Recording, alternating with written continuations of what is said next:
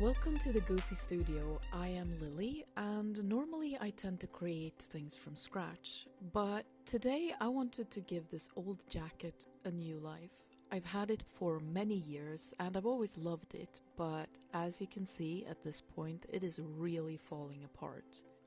Many of these battle scars has their own story to tell, but I want to be able to create new memories too. Even though it saddens me, the first thing to do is to remove the sleeves. With them gone, I can now focus on how to make this vest more colorful. This is my very first time using textile medium, and I was quite scared when I started this project, not gonna lie. But I read the instructions, for once, and I mixed it accordingly. Kinda. I didn't exactly measure anything, I just eyeballed it, but I tried my best, okay? The very first layer is only white, and I did this because I want to avoid that the blue color from the fabric will affect the end result. It just seems nicer to start with a white canvas and not a blue one. As you can tell, I'm completely winging this, and the first layer is really patchy, and I'm left wondering if I used too much paint or too little, or yeah, I don't even know. Let's not dwell about this though. It's better to move on to the next thing to stress way too much about, the face. Generally speaking, I don't trust my drawing skills, but it's kind of too late to go back now anyways, so let's try. Let's take a new approach. Let's start with the eyes instead. If they are wonky, the entire picture will be wonky, so let's try to start there and make it as non-wonky as possible. This character, by the way, is named Kirito. He is one of two main characters in my favorite anime, Sword Art Online, where 10,000 players connect to this amazing MMORPG on the day of the launch, all using a VR helmet that is basically connected directly to their brain. I mean, what could ever go wrong with this? Anyways, all players get locked in the game, unable to log out, and informed that if they die in the game, they will also die in real life.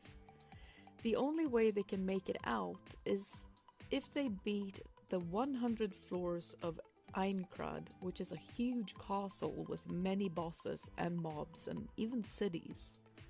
If you for some reason haven't watched SOA already, I recommend that you try it. It's amazing. Anyways, back to the painting. I didn't want to cut off the sword, so instead I made sure to follow the lines and then base it with its own white layer. Haven't quite decided what colors to use on the sword yet, so I aim my attention on something simpler, like the background. And my favorite color is purple, so the background will be purple.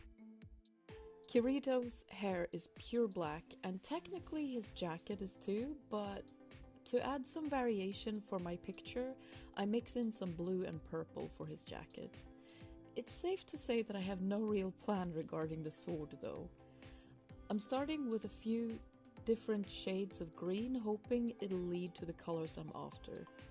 I decided to add a few layers of metallic paint over too, and this makes the green colors mix better together and leading to a pretty shiny end result actually. I like it. Now, the only thing missing is the line works, and I love adding the lines because it really binds the entire picture together, making it all look so much cleaner and nice. I mean, just look at it.